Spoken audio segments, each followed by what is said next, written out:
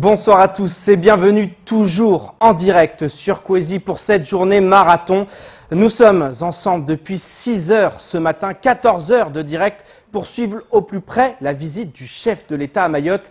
Arrivé à l'aéroport aux alentours de 10 heures, Emmanuel Macron a été accueilli par le préfet, les élus, mais aussi par un cérémonial organisé par les forces armées. C'est ensuite devant la presse régionale et nationale qu'il a prononcé son premier discours. Il a ainsi brièvement défini les objectifs principaux de ce déplacement présidentiel entre difficultés rencontrées par les Mahorais au quotidien, immigration clandestine et contrat de convergence. Un reportage signé Marion Tellier. L'avion transportant Emmanuel Macron et l'ensemble de la délégation présidentielle qui l'accompagnera durant ces prochains jours est arrivé ce matin peu avant 10 heures. Attendu sur le tarmac par le préfet, le président de la République a procédé au salut officiel des forces armées avant de rejoindre et saluer les élus venus l'accueillir. Emmanuel Macron a ensuite pris quelques minutes pour saluer les cadets citoyens avant de rejoindre son micro. Il a alors prononcé le tout premier discours de cette visite présidentielle à destination de la presse. Premier thème abordé, celui des difficultés rencontrées par la population mahoraise en termes de sécurité, de chômage ou encore de logement insalubre. Le premier objectif est aussi d'apporter des réponses extrêmement concrètes à ces difficultés. Plusieurs réponses ont déjà été apportées durant ces derniers mois avec ces décisions profondes et j'y reviendrai. Mais je pense que ce moment de contact, d'échange est indispensable. Ce sera aussi l'occasion d'échanger avec les élus ici présents qui sont fortement engagés évidemment à leur côté. Très attendu sur la question de l'immigration clandestine, le président a ensuite annoncé le deuxième grand objectif de sa visite, le point à établir quant au premier mois du déploiement de l'opération Shikandra. Un gros travail a été fait ces derniers mois. Nous avons déployé maintenant un dispositif civilo-militaire qui engage plusieurs forces de notre armée avec nos soldats, nos marins qui sont disposés, mais également la police et la gendarmerie avec des moyens multiples qui sont aussi mis à disposition. Et nous allons, avec les ministres, les passer en revue. Nous allons aussi regarder l'efficacité de ces dispositifs dont l'objectif, je le rappelle, est de procéder en environ, c'est l'objectif que nous nous sommes donné, 25 000 retours donc de clandestins qui aujourd'hui sont sur l'île. En guise de clôture de ce premier discours, Emmanuel Macron a abordé la question des engagements pris il y a quelques mois au ministère des Outre-mer avec le contrat dit de convergence. 1,6 milliard d'euros d'investissement qui, sur les questions de santé, de transport, d'éducation, de logement, d'accès à l'eau, du port ou encore de l'aéroport, devrait permettre de répondre aux défis de Mayotte. Et avant l'arrivée d'Emmanuel Macron à l'aéroport, la présidente du collectif des citoyens de Mayotte, Estelle Youssoufa, a été interpellée alors qu'elle se trouvait sur le rond-point Zenam Déré. Selon elle, aucun motif ne justifie un tel acte de la part des policiers. Elle affirme en effet avoir été écartée du rassemblement alors qu'elle manifestait de manière pacifique. Le sous-préfet chargé de la lutte contre l'immigration clandestine, Julien Cardoncuff, se serait alors présenté à elle afin de lui annoncer que sa présence n'était pas désirée. Écoutons sa version des faits au micro de Patrick Millon. Les policiers, ensuite, on était assis par terre, nous ont dit vous allez évacuer. On a dit sur quel motif, puisqu'on ne fait pas de bruit, on ne fait rien, on est juste là. Et donc ils nous ont transportés en nous disant voilà Madame Youssoufa, aidez-nous à évacuer. Et je lui dis mais certainement pas, je ne vais pas vous aider à m'évacuer alors que j'ai le droit absolu d'être ici. Et un policier faisait une clé de bras à mon frère et donc ils ont embarqué mon frère. Et là, j'ai chanté la Marseillaise, ce qui a complètement interloqué les policiers, en rappelant que j'étais complètement pacifique. Et une policière m'a fait une clé de bras, alors que je ne résistais pas. Je n'étais pas en train de menacer qui que ce soit. J'étais en train de chanter la Marseillaise. On m'a fait une clé de bras, on m'a embarqué dans le véhicule. Et dans le véhicule, la policière a continué à me serrer violemment. Je m'en suis plainte, j'ai subi des insultes de la part des policiers. Et à noter que La policière a par la suite déposé plainte pour rébellion, un discours que conteste la présidente du collectif qui compte faire constater par un médecin les faits de violence dont elle aurait été victime. Et alors qu'Estelle Youssoufa était au commissariat de police, le président a entamé la deuxième séquence de sa visite, l'arrivée au ponton de Mamoudzou et le discours sur la rocade. Après une présentation des effectifs engagés dans la lutte contre l'immigration clandestine, Emmanuel Macron s'est adressé directement à la population. Un discours au cours duquel il est revenu sur les moyens déployés en matière de lutte contre l'immigration, en matière de sécurité, de santé ou encore d'éducation.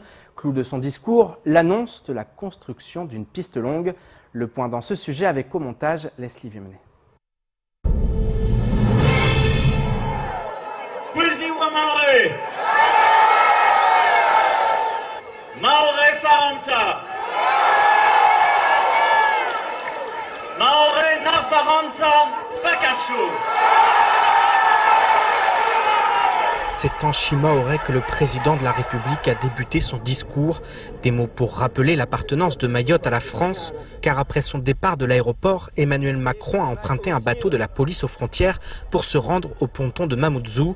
À la suite d'une présentation des effectifs œuvrant dans le cadre de l'opération Shikandra, le chef de l'État est monté sur l'estrade en compagnie des ministres et des parlementaires mahorais.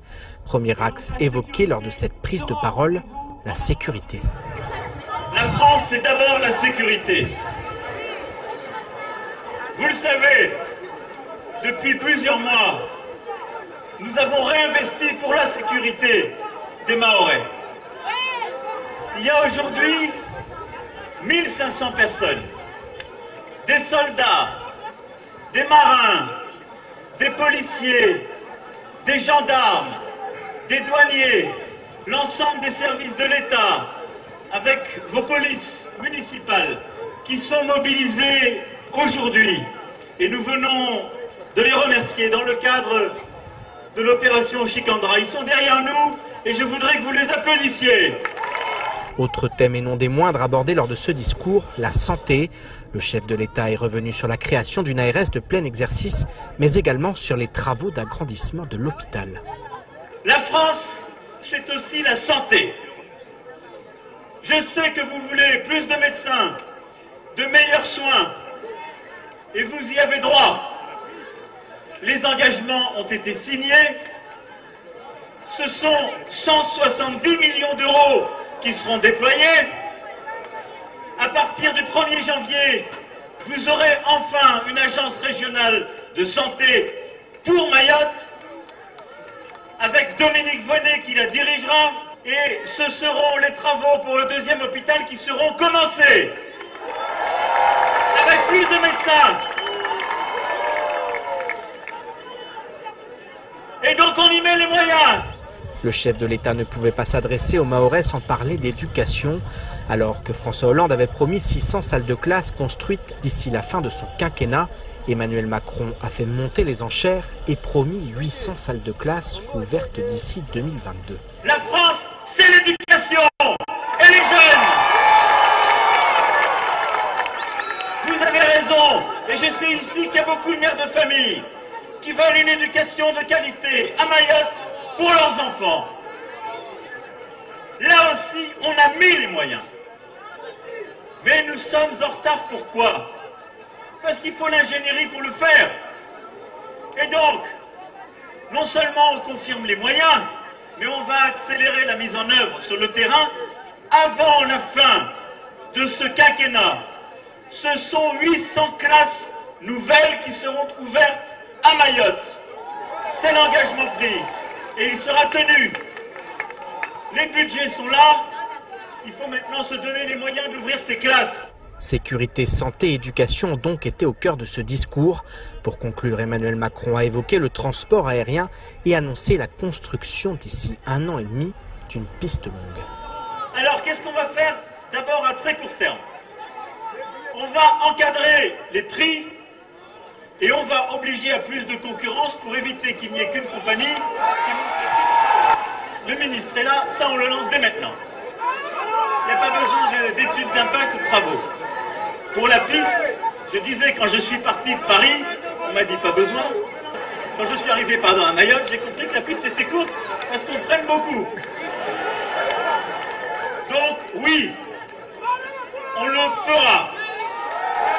Et donc, je vous le dis très clairement, pas d'étude d'impact pour savoir s'il faut faire ou pas. Elles ont été faites plusieurs fois. Sur l'année et demie qui vient maintenant, on doit lancer l'étude pour savoir exactement comment on fait pour pouvoir ensuite lancer les travaux de manière opérationnelle. Le chef de l'État a ensuite mis l'accent sur le développement du port de Longoni. Après avoir de nouveau rappelé l'appartenance de Mayotte à la France, il est allé au-devant de la foule. Accolades et autres selfies ont été au rendez-vous. La suite de cette séquence à Mamoudzou s'est passée à l'hôtel de ville. Un déjeuner républicain a été organisé en présence des 17 maires de Mayotte, des ministres, des parlementaires ou encore du président du conseil départemental. L'occasion d'évoquer le contrat de convergence et le 1,6 milliard d'euros à dépenser d'ici la fin du quinquennat. Et ce discours du chef de l'État n'a pas manqué de faire réagir à Mayotte comme sur le reste du territoire national. Marine Le Pen, la présidente du Rassemblement national, nous a contactés afin d'apporter son analyse. Selon elle, le compte est loin d'y être en matière de lutte contre l'immigration clandestine. Quant aux promesses, elle se questionne sur les réelles ambitions du président au regard des moyens annoncés. Je vous propose d'écouter une partie de son intervention enregistrée en début d'après-midi. J'ai toujours peur des promesses qui sont faites. Pourquoi? Parce que j'en ai entendu qui ne tiennent absolument pas la route. Quand M. Macron nous indique qu'il va créer d'ici 2 ans 800 classes, oui, j'ai envie de lui poser juste la question, comment vous allez régler le problème du foncier? Bon, je viens pour porter le message que je porte depuis longtemps. Tant qu'on n'aura pas réglé le problème de l'immigration clandestine, or il ne souhaite pas la régler, le budget baisse dans ce domaine, les moyens ne sont pas mis, le matériel n'est pas mis, on ne réglera pas le problème de l'insécurité. Et tant qu'on n'aura pas réglé le problème de l'insécurité, on n'aura pas de médecins, on n'aura pas de fonctionnaires, on aura du mal à trouver des professeurs, on ne réglera pas le problème sanitaire, on ne réglera pas le problème de santé. Au passage, avant de répondre à votre question, j'ai vu que M. Macron aimait bien se peindre en vert dernièrement, hein, mais je n'ai pas vu Macron l'écologiste ce matin. Parce que je pense que, par exemple, l'usine de retraitement de déchets, qui est une urgence pour Mayotte, aurait peut-être été utile comme engagement de sa part lors de ce petit discours improvisé. Avant la conférence de presse que vous avez pu suivre en direct et en intégralité sur notre antenne, le président s'est rendu dans le village d'Amjago, commune de Mtsamboro. Il a pu rencontrer la population, visiter l'espace numérique de Pôle emploi ou encore prononcer un nouveau discours en présence des élus locaux. Paul-Arthur Avit était sur place, compte rendu de cette séquence avec Marion Tellier. C'est dans le nord que la visite du président se poursuit. À peine arrivé à Amjago, c'est un nouveau bain de foule qui l'attend. Après quelques mots de remerciement adressés à la population en Shimaoré, Emmanuel Macron entame son discours.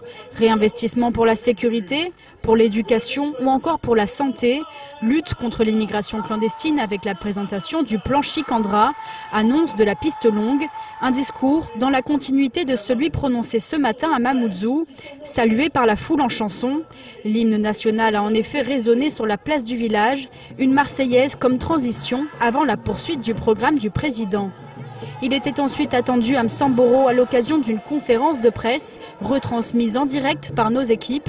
Au cœur du débat, les enjeux de l'île, les solutions présentées par le gouvernement et les moyens mis à disposition pour réaliser ces défis. Et place maintenant aux invités de la rédaction. Ce soir, nous accueillons Bakar Aliboto, premier adjoint au maire de Mamoudzou, candidat lors des prochaines élections municipales de 2020. À ses côtés, Daniel Martial-Henry, le président du Modem à Mayotte. Messieurs, bonsoir. Bonsoir. Ravi de vous accueillir. Vous êtes là depuis la fin d'après-midi. Ça fait plusieurs heures que vous nous accompagnez. Je vais commencer avec vous, Bakar Aliboto, si vous le voulez bien. Qu'est-ce qu'il faut retenir de cette visite présidentielle et du discours des discours même d'Emmanuel Macron? Bonsoir à l'ensemble de la population. Je retenu essentiellement 2 choses, sachant qu'il a dit beaucoup de choses, mais l'essentiel de ce qui a été dit, ce sont des choses que les Mahorais ont pris l'habitude d'entendre. Mais aujourd'hui, l'annonce ou les annonces qui m'intéressent, et je pense, ce sont celles-là qui intéressent aussi les Mahorais et les Mahoraises, ce sont surtout le problème lié à la sécurité, donc au traitement de l'immigration, mais surtout le problème, ou en tout cas le sujet concernant l'aéroport, l'agrandissement de l'aéroport de Mayotte. Personnellement, je considère que c'est une annonce du président de la République.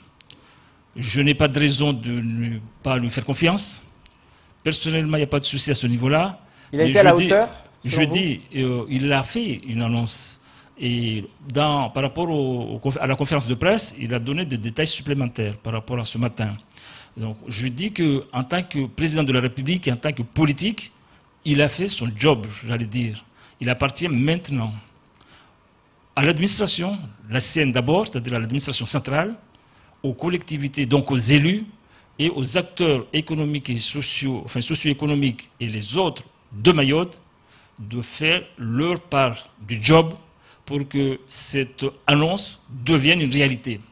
Par contre, ce que je lui conseillerais ou je proposerais à ses équipes, au-delà de l'annonce, qu'il apporte des éléments supplémentaires de compréhension pour qu'ils puissent gagner la confiance des Mahorais. Parce que les Mahorais ont l'habitude de ces annonces et que jusqu'à aujourd'hui, ils se disent que ce n'est pas la première fois, il y en a eu pas mal et à chaque fois, ils ont été déçus. Pour ne pas que les Mahorais soient déçus, il faudrait être encore un peu plus précis, pas lui, mais au moins ses équipes. C'est ce que j'appelle, moi, le service après-vente, pour que le dossier soit beaucoup plus présentable et surtout que les Mahorais puissent s'appuyer là-dessus et se dire qu'enfin, il y a un espoir pour voir aboutir un jour cette piste longue. Daniel Martial-Henry, vous avez soutenu le président à plusieurs reprises publiquement. Est-ce que, selon vous, Emmanuel Macron a répondu aux attentes des Mahorais? On le sait, elles étaient nombreuses, elles le sont toujours. Est-ce que, selon vous, le président a été à la hauteur? C'est un peu la même question que j'ai posée juste avant. Et il a répondu à ces attentes de la population. Oui, effectivement, la visite présidentielle a été un moment très émouvant qui va dans le sens justement de l'intérêt des Mahorais. Donc la visite du président a été marquée par 3 faits majeurs. Premièrement, son passage à Mayotte, puis aux îles Glorieuses et après à La Réunion. Quand on sait que les îles Glorieuses sont revendiquées par Madagascar, c'est déjà une réaffirmation de la souveraineté française sur ces îles de l'océan Indien, dont Mayotte. Son discours est ambigu sur le sujet pour l'instant. Il n'y a pas d'ambiguïté. Il n'y a pas d'ambiguïté. Selon vous, demain, il va réaffirmer que ces îles sont françaises. Rien que son passage dans les îles Glorieuses à Mayotte, avec le défilé militaire qu'il y a eu, c'est une réaffirmation pure et dure de la souveraineté française sur ces territoires. Ça, c'est un élément très important par rapport au discours un peu délabré des ministres et présidents de Comores. Et deuxièmement, il a réaffirmé sa politique de lutte contre l'immigration clandestine et de l'insécurité. Et troisièmement, il voulait montrer aux Mahorais qu'il les aime, qu'il les a compris et qu'il est prêt à travailler main dans la main avec la population mahoraise. Ça, ce sont 3 points majeurs que le président de la République a manifestés et qui sont très marquants. Sans compter la déclinaison des programmes d'investissement majeurs de 1,6 milliard qui va être déployé dans le cadre du contrat de convergence, sans compter aussi le fait qu'il a annoncé clairement que la piste longue va être faite. Donc il a répondu en cela pleinement aux attentes de la population mahoraise. Alors Daniel Martial-Henry, avant de revenir vers vous, Bakar Liboto, c'est ce 1,6 milliard. Certains disent, mais chaque année l'État investit, et il le fait de manière en dessous de ce qu'il fait dans les autres territoires, investit à peu près 400 millions. Fois 5 ans, ça fait 2 milliards. Est-ce que finalement ce n'est pas de la poudre aux yeux, ce 1,6 milliard? Parce que de manière générale, l'État investit chaque année à peu près 400 millions d'euros à Mayotte. Voilà, ce n'est pas de la poudre aux yeux, parce que globalement, tous les ans, l'État investit 1 milliard d'euros à Mayotte, dont 600 000 en fonctionnement avec les paiements de tous les fonctionnaires et 400 000 en investissement. Le contrat de convergence n'entre pas dans ces fonctions régaliennes qui sont déjà réalisées. Le contrat de convergence, c'est un dispositif financier en sus. Et dans ce contrat de convergence qui est de 1,6 milliard, l'État participe à 66%, c'est-à-dire aux 2/3, ce qui fait quelque chose comme 1,1 milliard d'euros d'argent frais en sus, dont une partie, c'est une reconduction des financements qui n'ont pas pu être utilisés dans l'ancien CPR, contrat projet État-région, qui représente quelque chose comme 500 milliards, et un autre dispositif, 500 millions. 500 millions, et un autre dispositif qu'on appelle les crédits valorisés, qui est du montant concomitant. Et donc, c'est de l'argent supplémentaire. Aujourd'hui, la question qui se pose, c'est sur notre capacité à consommer cet argent en 3 ans. C'est pour ça que le président de la République s'est engagé à accompagner les collectivités en ingénierie, parce qu'il nous manque effectivement du personnel qualifié pour le montage des dossiers, le calibrage en termes de financement et de l'opérationnalité de ces projets-là. Et c'est des engagements forts. Aujourd'hui, la population de Mayotte, ainsi que le politique, doit plutôt chercher à travailler avec les services de l'État pour que nous puissions mobiliser rapidement ces fonds. Bakar Liboto, je me tourne à nouveau vers vous. Vous êtes candidat au municipal de 2020. Il y a quelque chose qui est revenu tout au long de la journée, c'est le président aujourd'hui est en campagne. Et ça a notamment été noté parce qu'il a effectivement visité le maire de Mamoudzou, Mohamed Majani, qui s'est affiché à plusieurs reprises aux côtés du président de la République. Est-ce que vous voyez les choses sous cet angle ou selon vous, cette bonne guerre, c'est un peu normal? Un président de la République, souvent, effectivement, il va au contact des maires qui lui sont proches plutôt que d'aller chez ses opposants. Il est allé à Mtsamboro et il est allé aussi à la mairie de Mamoudzou. Comment vous voyez les choses de votre côté? Oui, tout à fait. Juste avant de répondre directement à cette question, je voudrais revenir sur la thématique de l'immigration. Moi, je dis que la thématique de l'immigration a plusieurs aspects. C'est un dossier qu'il faut observer, regarder selon plusieurs aspects. C'est ce qu'il a fait, selon vous? Justement, j'y reviens, parce qu'il a fait des annonces. Mais moi, je dis concernant la lutte contre l'entrée, c'est-à-dire les Kwassa qui rentrent illégalement. Au-delà des reconduites, effectivement. Ouais, là-dessus, je pense qu'il faut vraiment mettre les moyens. Il y en a déjà eu un certain nombre, mais je pense que ce n'est pas encore suffisant pour pouvoir réellement lutter contre ce fléau. Et c'est un fléau qui doit être travaillé, combattu, en accord, en étroite collaboration avec les gouvernements des îles qui nous entourent, notamment de l'Union des Comores. Et puis il y a l'aspect sur les territoires. Les personnes qui sont en situation complètement irrégulière, sans autre justificatif, c'est sûr que là-dessus aussi, la police doit faire son travail et il le fait assez bien, en tout cas selon le constat sur le terrain, depuis quelques mois. Je pense que là-dessus, on peut dire que les choses se passent bien, même si ce n'est pas encore complètement suffisant. Et puis il y a l'autre aspect qui concerne les personnes initialement en situation irrégulière et qui se trouvent à un moment donné dans une situation où la loi ne permet pas de les expulser. C'est-à-dire des personnes qui ont eu des enfants à un moment donné, parce qu'il y a un certain temps, l'administration, l'État et l'ensemble des élus étaient assez laxistes pour laisser les choses se faire, comme ça a été le cas, malgré les interventions de certains d'entre nous. Ces personnes aujourd'hui qui ont des enfants français ne sont plus expulsables. Alors, comment on va faire? Qu'est-ce qu'il faut faire? Moi, je pense qu'on ne peut pas laisser les choses en l'état. On ne peut pas laisser ces personnes comme ça. On ne peut pas non plus les expulser. Donc, il faut trouver la solution adaptée pour que ces personnes, à un moment donné, trouvent une réalité convenable à nos lois et puis surtout qu'on évite les conséquences négatives qui, par la suite, supportées par l'ensemble de la population. Je ne donne pas de solution tout de suite parce qu'il n'y a pas de solution parfaite. Ouvrir la carte de séjour, par exemple, non, ça c'est un autre problème, ça. Parce que les gens qui sont en situation régulière, qui ont la carte de séjour, il n'y a aucun problème avec ces personnes.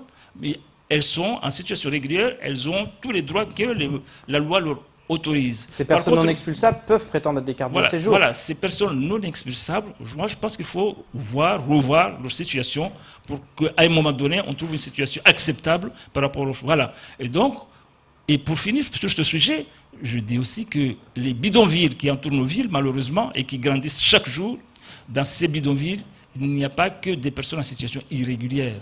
Ça veut dire aussi que là, les pouvoirs publics ont un rôle à jouer pour faire en sorte que Mayotte soit développée d'une autre façon et ne pas laisser les gens, y compris des Français d'ailleurs, qui sont dedans dans cet état. Maintenant, par rapport au Revenons à cette question politique, justement, et à cette visite, est-ce que selon vous, le président était aussi en campagne pour les candidats qui lui sont proches? Personnellement, je crois que ça va de soi. Le président est venu pour Mayotte, c'est une très bonne chose, mais il est venu aussi, et peut-être d'abord, pour soutenir les amis... D'abord, selon vous? Comment? D'abord, selon vous? Non, mais écoutez, nous sommes tous des politiques. La période le permet bien, enfin le permet, en tout cas, ce serait difficile de croire l'inverse. Et que s'il le fait, je dirais, c'est de bonnes guerres, je ne dis pas que c'est juste, mais c'est de bonnes guerres. Et puis maintenant, je ne crois pas que ça sera suffisant pour permettre aux personnes soutenues de gagner les élections, puisque nous avons eu un précédent. Le seul candidat qui a été à un moment donné soutenu, enfin en tout cas qui portait la couleur macroniste, celui-là a obtenu moins de 4%.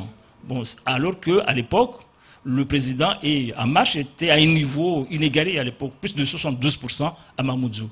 Et pour finir avec la question financière, ou des fonds en tout cas qui sont injectés sur ce territoire, je pense personnellement qu'il n'y a pas en soi aujourd'hui un problème de financement à Mayotte. Je ne dis pas que les financements injectés, enfin les fonds injectés à Mayotte sont suffisants par rapport aux besoins, non, loin de là. Mais déjà, le peu qui est investi, nous n'arrivons pas à consommer cet argent. Le taux d'exécution dans les collectivités et même au niveau de l'État reste largement inférieur à ce qui serait souhaitable. Et ça, c'est une gravité considérable. Parce que pour avoir un peu plus d'argent, en tout cas de l'argent supplémentaire, comment on peut expliquer qu'on n'a pas réussi déjà à consommer le peu qu'on nous avait donné? Et puis, pour finir complètement sur cette question de financement et de fonds, le problème à Mayotte aussi, pourquoi le développement ne décolle pas au-delà d'un certain nombre d'éléments qui ne sont pas observés ou en tout cas soutenus? C'est que Mayotte est comme une boîte aux lettres, en fait. C'est-à-dire de boîte aux lettres. L'argent qui est injecté, par exemple 1 600 000, cet argent-là ne va pas rester à Mayotte.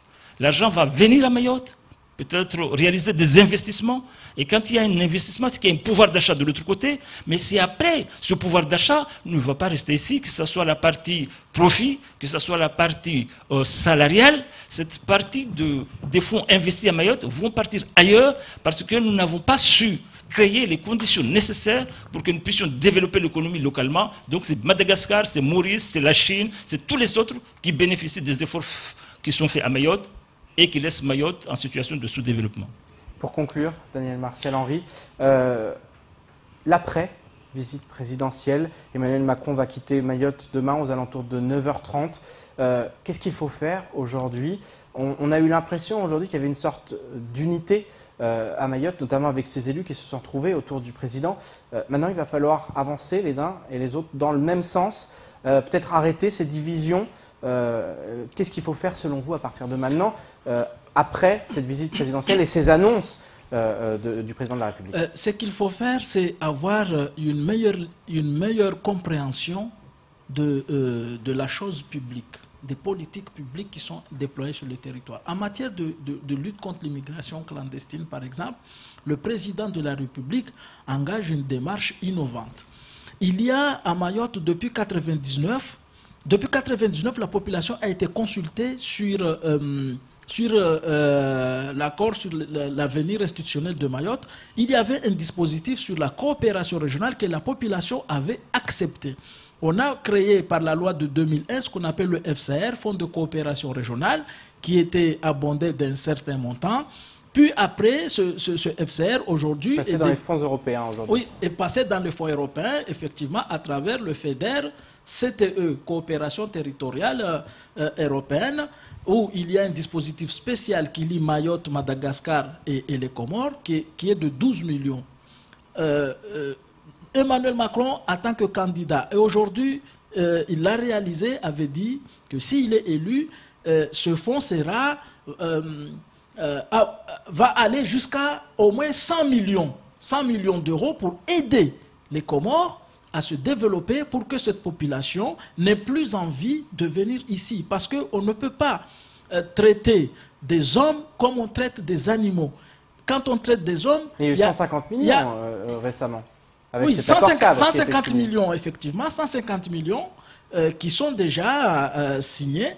Et donc, on espère qu'à travers cette voie, on puisse lutter contre l'immigration clandestine. Ce que je vais terminer par là, c'est que nous sommes département depuis 2011, nous sommes département. Qu'est-ce qu'il faut regarder dans les départements et les territoires d'outre-mer aujourd'hui? Il y a des différences énormes en termes de PIB par habitant, c'est-à-dire du bien-être de la population. Ce qu'on appelle les TOM, les collectivités d'outre-mer comme Wallis et Futuna, Nouvelle-Calédonie, ont un niveau de vie plus élevé que les départements. Et parmi les départements comme la Réunion, la Martinique, ils ont un niveau de vie plus élevé que la Guyane ou comme Mayotte. Vous voulez en venir là, là où je viens venir, c'est que un statut de département, c'est un cadre d'intervention, mais ce n'est pas en soi un projet de développement économique. Parce que si le département en soi était un statut qui permettait déjà le développement, les COM allaient être moins développés que les DOM, ou bien la Corrèze allait être pareil développée que Neuilly-sur-Seine, par exemple. Vous, le département, c'est les droits, donc, mais ce n'est pas le développement économique. C'est un cadre d'intervention, c'est ce que nous devrons comprendre, c'est un cadre d'intervention dans lequel nous devons agir pour bâtir un réel développement.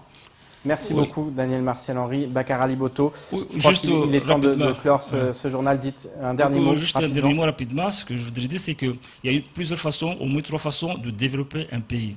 Ce qu'on appelle, on laisse faire, ça c'est la gestion au fil de l'eau, comme on dit, c'est-à-dire en espérant que Dieu pourra nous aider à résoudre les problèmes. Soit on prend la gestion de risque, on fait le nécessaire.